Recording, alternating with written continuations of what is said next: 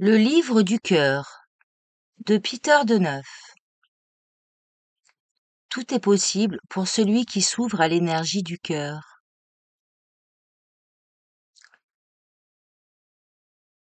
Édition Essénia. Novembre 2013. Note de l'éditeur. Les textes composant ce livre sont extraits de causeries improvisées par le maître Peter Deneuf dans son école en Bulgarie. Le lecteur ne doit pas s'étonner de certains aspects du texte qui restent une traduction d'un enseignement oral transmis sur le moment. Ces conférences étaient souvent données en pleine nature, au cœur des si belles montagnes de Bulgarie.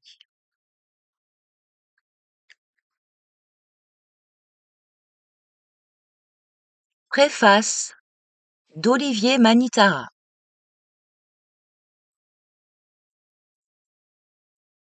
Le cœur ouvert est le secret du bonheur, de la vie pleine et abondante, de la vie pour le tout. Comme aimait à dire le maître Peter Deneuf pour désigner sa conception du bonheur. Le bonheur est tout un art, une science, et il ne faut pas hésiter à mettre toutes les chances de son côté. Pour s'en approcher, il faut s'intéresser aux petits événements de la vie quotidienne. La vie est faite de ces événements, apparemment insignifiants, et c'est justement en eux que réside l'accomplissement, qu'est caché le grand trésor de lumière. Le bonheur, la vie intense, ne réside absolument pas dans la course effrénée des désirs multiples, mais dans les petits événements qui peuplent le quotidien. C'est en s'intéressant aux petites choses que l'on commence à découvrir la vie réelle. Les mots du maître Deneuf nous font prendre conscience de cela, nous éveillent dans l'instant présent. Comme une fleur au soleil, notre cœur s'ouvre au sublime omniprésent. Nous en sommes bouleversés, transformés. Chaque petit moment en apparence insignifiant peut être une occasion d'aimer, de se réjouir, de partager, de faire connaissance, d'apprendre, de réfléchir. C'est à travers toutes ces petites circonstances que l'homme devient un élève de l'enseignement sacré. C'est à travers cette ronde des instants que le cœur s'ouvre et prend toute sa dimension. L'homme connaît alors le contentement libre et il est amené à vivre cette expérience. Chaque chose porte en soi son enseignement. Si l'on sait les aborder correctement, toute expérience peut être transformée en bien, même la plus négative qui soit. La vérité, le bonheur réside là où tu es dans l'instant présent. Par exemple, dans le fait de te promener dans une forêt, de prendre ton petit déjeuner, de préparer le repas pour quelqu'un que tu aimes et de le partager avec lui, de discuter avec des amis un soir d'été sur une terrasse en buvant une tisane, de regarder des enfants jouer dans un champ, d'assister à un lever du soleil, d'indiquer le chemin à un inconnu dans la rue et de dire bonjour à la boulangère avec un sourire amical. Si tu passes inconscient à côté de tout cela, tu passes à côté de la vie. Par contre, si tu peux vivre tout cela naturellement, sans aucune arrière-pensée, sans intérêt ni calcul, tu es tout proche de la méditation, du monde spirituel et de la fraternité éternelle des Esséniens. Tu es tout proche de nous. Oui, tu te rapproches et bientôt, nous serons ensemble.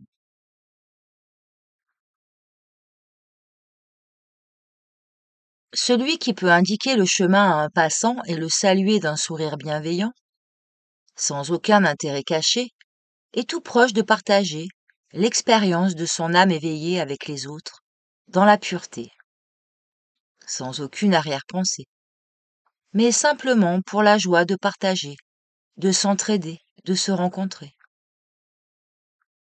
De même, un homme peut contempler une fleur avec respect, simplement pour s'émerveiller de la beauté de cet être et vouloir à son tour se faire beau pour réjouir les autres.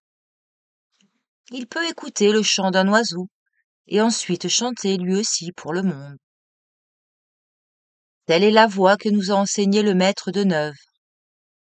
Chaque moment de la vie peut devenir une occasion de faire le bien, d'accomplir un travail spirituel, profond, de s'éveiller.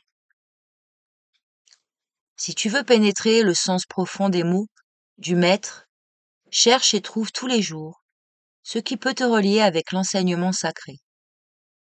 La communauté de lumière, les élèves de cette sagesse éternelle, tu connaîtras le grand contentement libre et ne passeras pas pour un ingrat devant la bonté de la vie qui a tout donné à l'homme.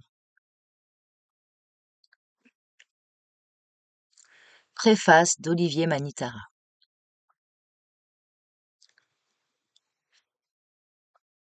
Le livre du cœur, chapitre 1.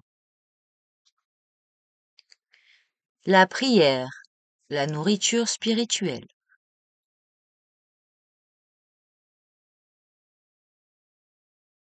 La meilleure méthode pour entrer en contact avec le monde d'en haut est la prière.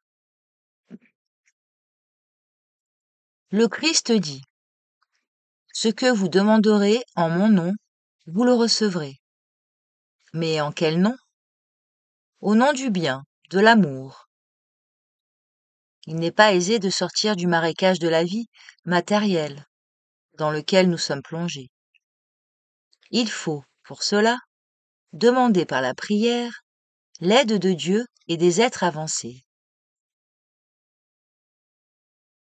Pour affronter les difficultés et les contradictions que nous rencontrons dans le milieu qui nous entoure, il nous faut une foi forte et un lien continuel avec la lumière et l'amour du monde supérieur. La véritable prière est une joyeuse expression intérieure de remerciement et d'amour. Quand vous préparez à la prière, en oubliant toute autre chose, concentrez-vous sur le sublime auquel vous pensez. La concentration est un acte de volonté du cerveau. Seul, dans un endroit tranquille, avec un calme total, établissez votre lien avec Dieu, avec l'amour universel. Ensuite, retournez parmi vos proches et votre entourage. La méditation n'est pas un processus mécanique. Elle doit être soutenue par la pureté absolue des pensées et des sentiments. L'influence du milieu dans lequel nous sommes immergés se manifeste de différentes manières. Si elle n'agit pas par l'extérieur, elle s'attaque à notre intérieur. Et la difficulté pour nous libérer est plus grande. L'abattement, le découragement, qui nous accablent souvent, proviennent des influences de la matière qui nous emprisonne. L'unique moyen de s'en libérer est la prière et la méditation.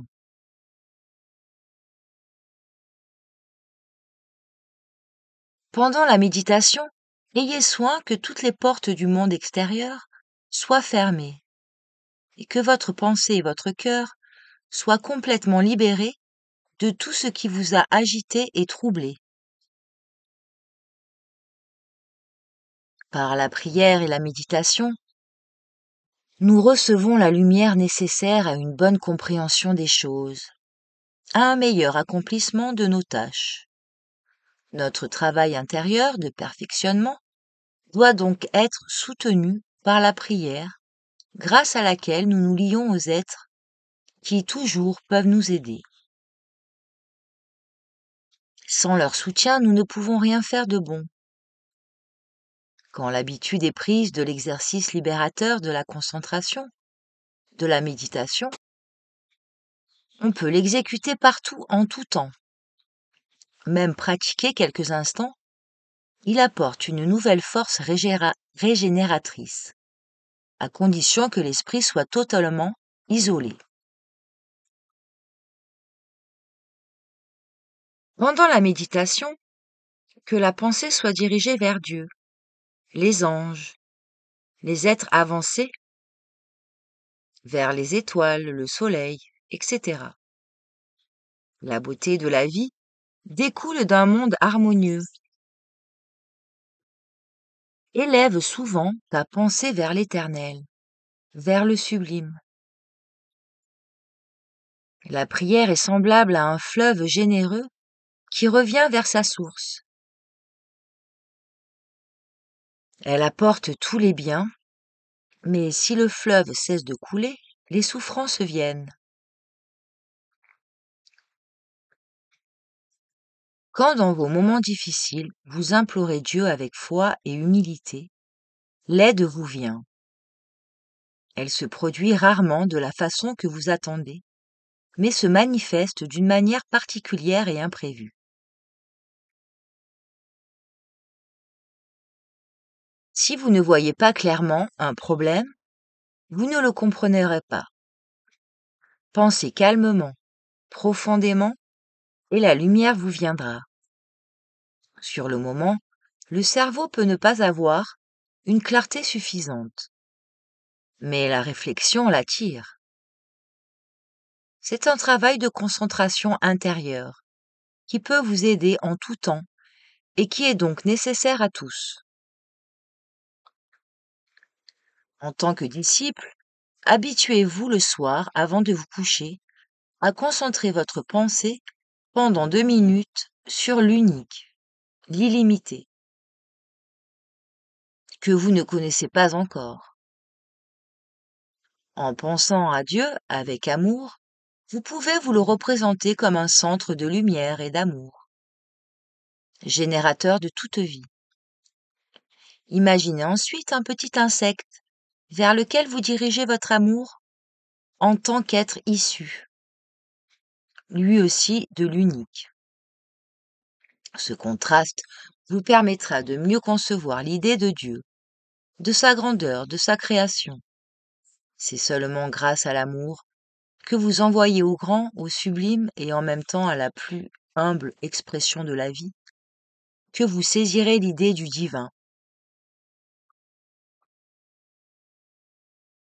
Si minuscules que soient les formes dans lesquelles existe la vie, elles contiennent pourtant la pensée de Dieu.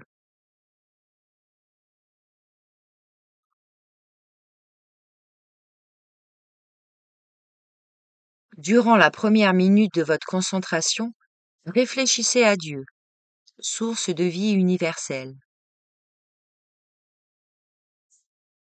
Pendant la seconde minute, pensez au microscopique insecte, manifestation de la pensée divine. La pensée concentrée et la prière consciente sont des conditions de sauvegarde pour protéger les humains des mauvaises conditions extérieures. Ils peuvent ainsi éviter les maladies et la contagion.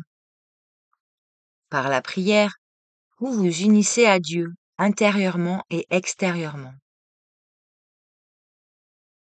Dieu est en vous et en dehors de vous. Communiez donc avec lui et remerciez-le en toutes les circonstances de la vie.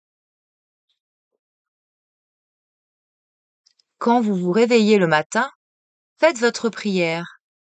Concentrez-vous pendant quelques minutes. Envoyez vos pensées vers Dieu. Déversez votre âme en lui, comme en l'inaltérable amour créateur, comme en la sagesse totale.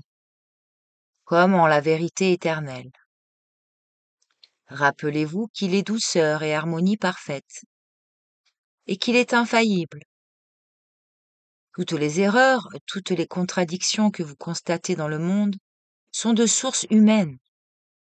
Tout ce que Dieu a créé est bon. Quand vous priez en commun, vos cœurs et vos intellects doivent être en accord et s'ouvrir de façon à créer un puissant lien intérieur avec le monde invisible. Vous devez vous sentir plein de joie, de confiance, d'allégresse. Pour vous, la prière vous semble comme un devoir. Elle n'est pas encore le résultat d'une impulsion intérieure divine. Dans l'avenir, vous acquérez cette impulsion, et prier aura pour vous un sens nouveau, plus vivifiant et plus profond. La prière est un acte conscient d'union de l'âme avec son Créateur. Quand vous priez, concentrez votre pensée, qu'elle soit concrète et claire, et que chacune de vos paroles en soit le reflet précis. En tant que disciple, tenez votre esprit en liaison étroite avec le monde raisonnable supérieur, avec les courants positifs du soleil, avec le rayonnement des pensées des êtres angéliques. C'est pendant les moments de méditation que vous maintiendrez et renforcerez ce contact précieux.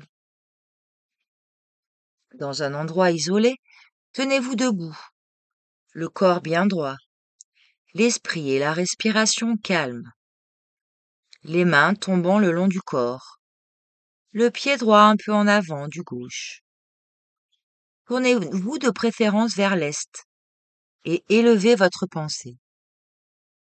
C'est ainsi que par cette évasion momentanée du monde matériel, par l'appel que votre pensée adresse, vous pourrez établir le lien indispensable avec les puissants courants de vie qui irradient des mondes supérieurs, avec les êtres évolués qui ne demandent qu'à vous aider. Affermis, joyeux, vous reprendrez ensuite votre travail avec une nouvelle énergie physique et psychique.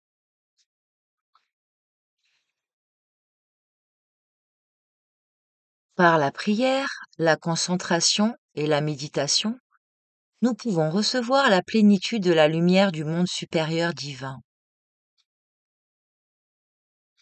Elle seule peut éclairer notre conscience et nous rendre aptes à bien comprendre la pensée vivifiante de Dieu en nous. En rencontrant une personne sur votre chemin, priez pour elle et n'ayez intérieurement que des pensées positives à son égard, quelque imparfaites qu'elles puissent encore paraître. Le pardon total est une des qualités de l'amour divin, qui ne s'occupe pas des péchés des hommes, mais est toujours prêt à leur tendre la main.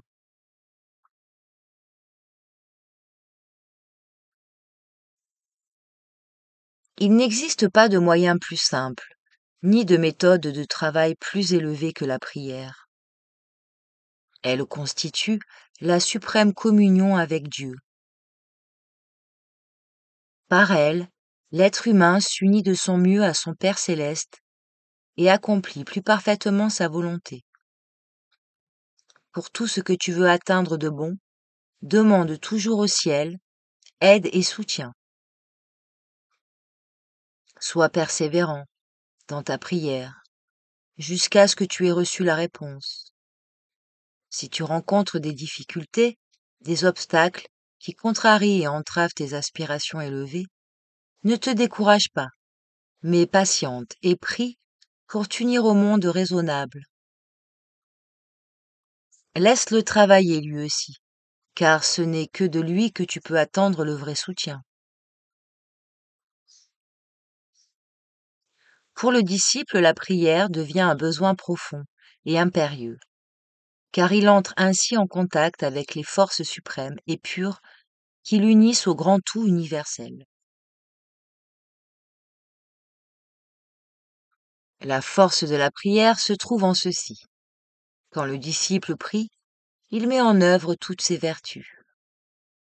La prière doit contenir à la fois les qualités de l'amour, de la sagesse, de la vérité, de la justice, de la piété et de beaucoup d'autres vertus.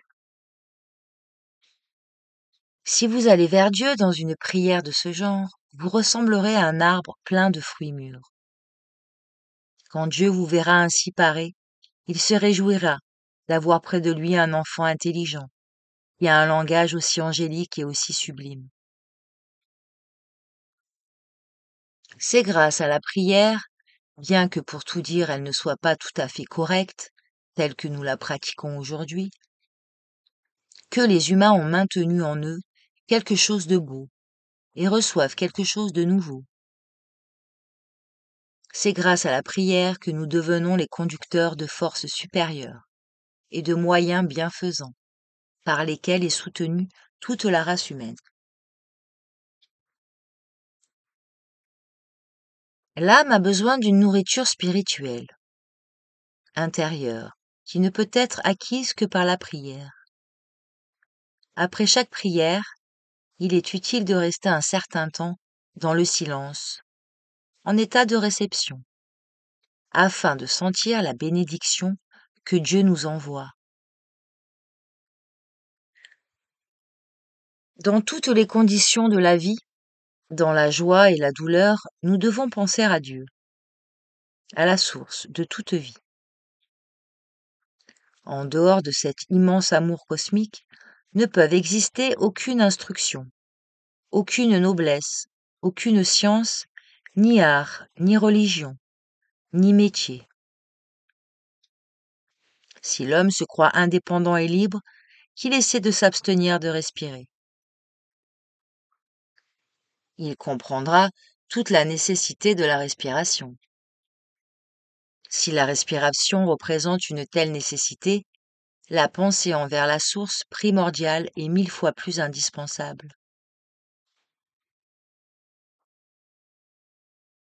La prière est une chose sublime qui ne s'exprime pas par une récitation machinale. Quand vous aurez appris à prier, votre vie acquérera son sens. Les disciples du Christ se tournèrent vers lui et demandèrent : « Maître, apprends-nous à prier. » Le Christ leur répondit : « Quand viendra l'Esprit de la vérité, il vous l'apprendra. » Mais ils avaient, dans le visage du Christ, une image de la véritable prière. Chaque homme peut apprendre à prier. La prière dépend des vertus de l'homme. Il doit mettre le bien comme base de sa vie, et sa capacité de prier se développera sans qu'il s'en aperçoive, comme le résultat naturel de son comportement. Quand l'homme se trouve en état de prier, le mal n'existe pas pour lui, et il est bien disposé envers tous. Il se réjouit de tout et remercie pour tout. Devant cet homme, tout se vivifie. Il voit partout se manifester l'Esprit de Dieu qui travaille et porte secours. Cela réveille en lui l'impulsion de travailler aussi, et de se libérer des conditions limitées de la vie. Il existe des moments dans la vie où tous les êtres, du plus petit au plus grand, dirigent leurs pensées vers Dieu. Chacun dirige une pensée correspondant à son développement. Dieu répondra à cette prière collective, en envoyant à chacun toute la lumière qui lui est nécessaire. De cette manière, nous recevons la bénédiction divine pour pouvoir croître et nous développer selon sa volonté.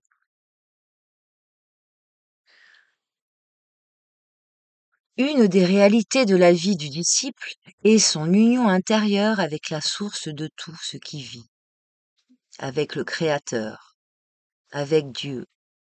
Cette union se fait par la pensée, concentrée, pure, élevée, qu'on définit par le mot prière.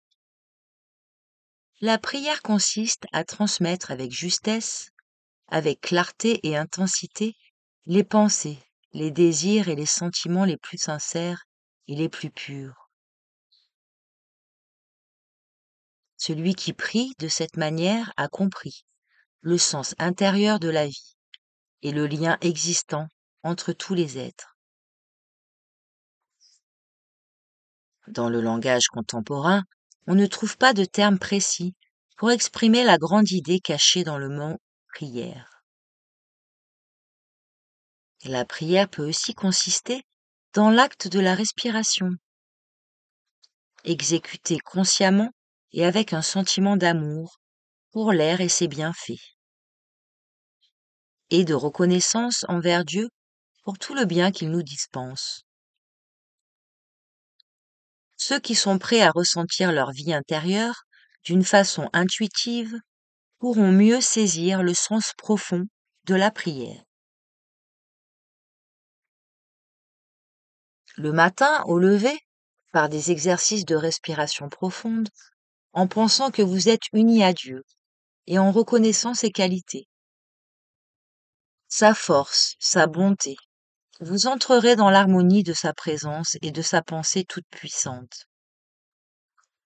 Par cette respiration prière du matin, le disciple s'accordant avec la grande sagesse divine qui dirige tout, se sentira pendant toute la journée mieux disposé et prêt à accomplir ardemment les tâches qui l'attendent.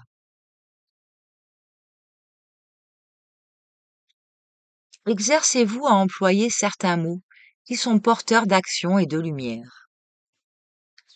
Si vous prononcez par exemple le mot écoute, votre intellect, votre cœur et votre volonté se mettent aussitôt en action.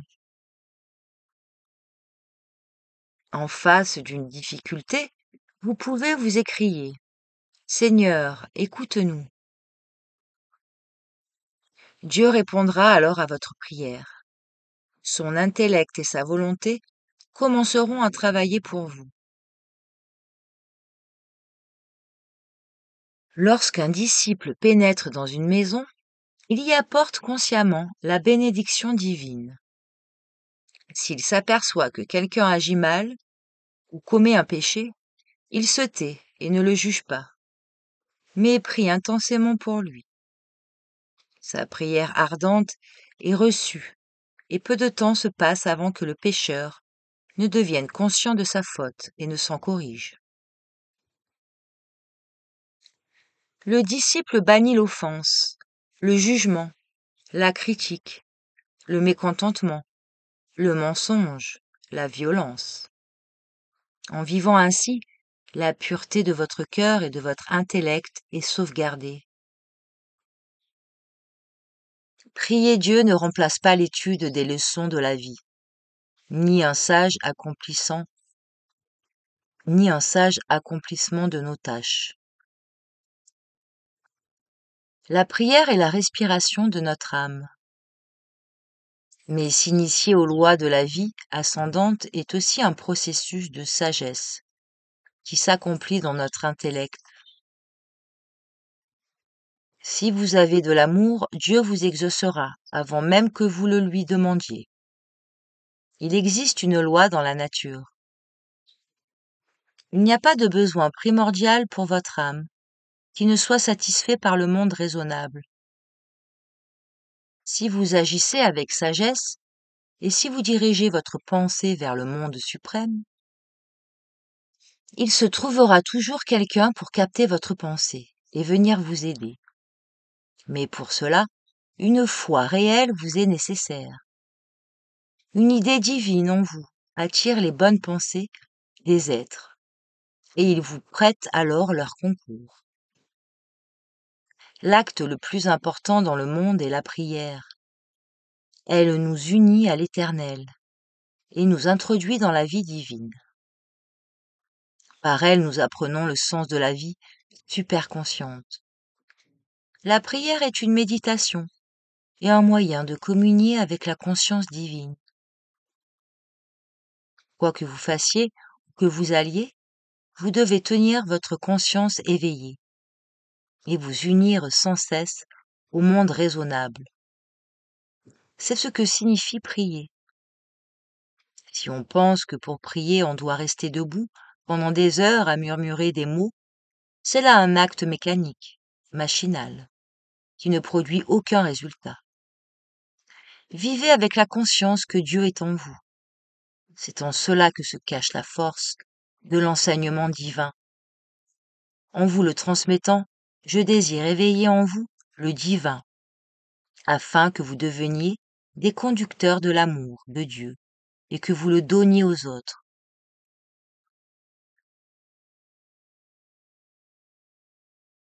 Aspirez à contenter ce Dieu qui est en vous et qui soutient toujours votre intellect, votre cœur, votre âme, votre esprit. Aspirez à être loyal envers lui. Si vous commettez une faute, sachez que c'est d'abord lui que vous blessez. Prenez conscience de votre erreur et corrigez-la. Souvent, nous sommes désobéissants et obstinés. Nous insistons pour que nos désirs soient exaucés, sans savoir ce que nous apporterait leur réalisation. Quand nous insistons beaucoup pour que l'on nous donne ce que nous voulons, Dieu dit : « Donnez-lui ce qu'il désire. » Mais alors il s'éloigne. Lorsque vous priez, vous devez demander au Seigneur ce que nul autre ne peut vous donner. Un cœur pur comme le cristal,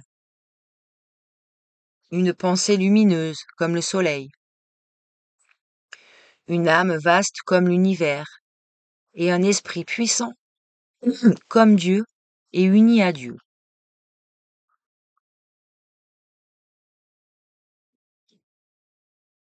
La prière est un habit dont se revêt le disciple pour se protéger. Prier, c'est diriger son intellect, son cœur, son âme, son esprit vers la source de vie dont nous sommes sortis. La décadence de l'humanité actuelle est due à une profonde cause intérieure. La négligence envers le principe primordial dont tout être est issu.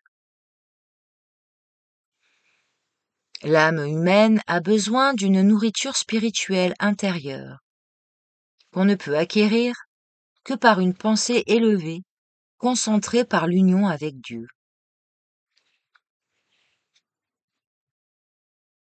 La prière ne consiste pas en une prononciation mécanique.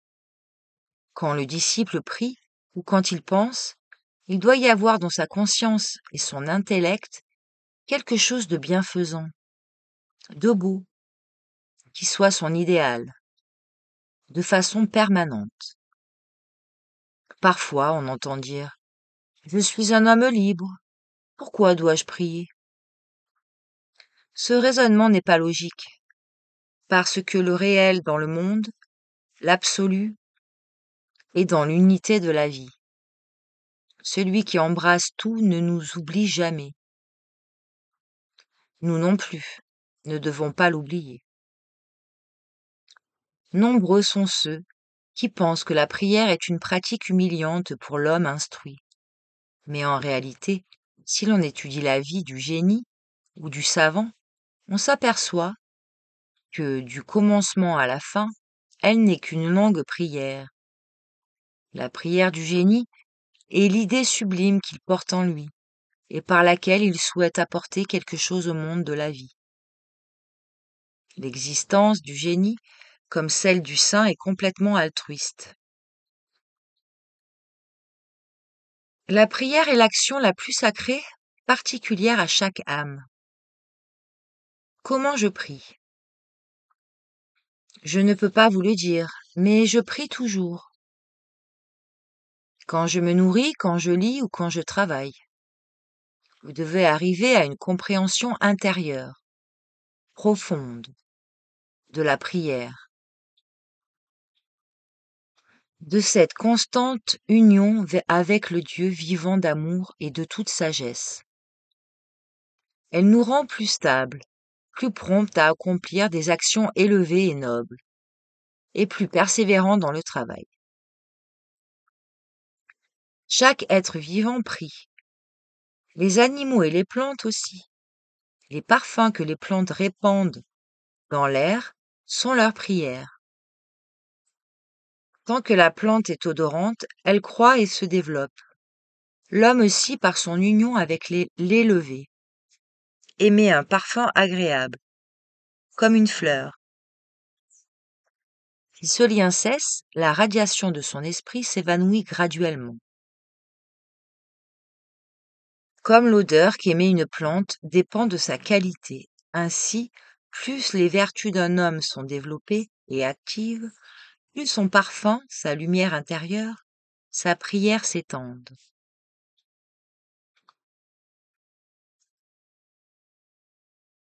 L'union avec Dieu est donc le travail le plus important de la vie.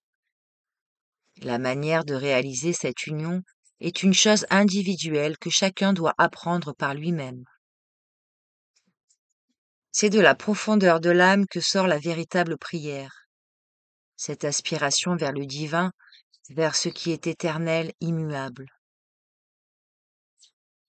Si vous voulez que quelqu'un vous montre comment vous devez prier, il vous dira: je ne peux pas vous l'apprendre, mais je prierai pour vous, et vous travaillerez avec amour, d'après les règles du plus haut idéal. Cela vous enseignera à prier. Tout ce qu'on a accompli sans lien intérieur avec Dieu est pénible à l'esprit humain. La prière de certains est sévère, mesurée, prétentieuse. Mais il y en a d'autres, surtout parmi les pauvres ou les accablés, les souffrants, dont la prière jaillit libre et directe, telle qu'ils la sentent sur le moment. Après une telle prière, leur visage s'irradie, sourit, en même temps que dans leur âme s'accomplit un certain changement. Parfois, certains demandent: de quel côté devons-nous nous tourner quand nous prions? La prière n'est soumise à aucune règle, à aucune limitation. Quand la prière est correcte, on est toujours tourné vers Dieu. Mais si vous priez votre Père céleste, et qu'en même temps vous pensez soit à vos amis, à vos parents, à votre situation, à votre argent ou à votre maison, c'est eux que vous priez. Si vous pensez à quelque saint, vous priez ce saint et non Dieu. Pendant la prière, votre pensée doit être dirigée exclusivement vers la source de votre vie. C'est uniquement l'image de Dieu qui doit se trouver dans votre esprit. Vous connaissez cette image et si vous l'avez oubliée, vous devez maintenant vous la rappeler. Quoi que vous entrepreniez dans la vie, il est important que vous dirigiez toujours votre pensée vers Dieu. Il n'est pas de moment plus sublime que celui où l'on élève son intellect et son cœur vers celui qui nous a donné tous les biens. Travaillez constamment de cette manière. Vous vous sentirez fort. Vous serez continuellement joyeux et gai. Vous sentirez couler en vous une pensée claire et constructive. Ce genre de prière vous aidera dans toutes les circonstances de la vie. Aux disciples, je donne une règle de vie. Chaque matin, avant de commencer votre travail, dirigez votre conscience pendant 2 minutes vers la conscience cosmique, afin de vous lier à tous les êtres vivants. Pendant la première minute, dirigez votre pensée sur la première grande loi, amour envers Dieu. Durant la seconde minute, pensez à la deuxième grande loi, amour envers son prochain. Concentrez-vous sur ces 2 lois. Oubliez toute autre chose, même de respirer. Ce sont les Anglais qui ont les premiers fait cette expérience. 2 minutes de concentration leur ont permis, pendant la guerre 1914-1918, de se sauver en traversant sans trop de peine les difficultés que le monde invisible leur avait assignées.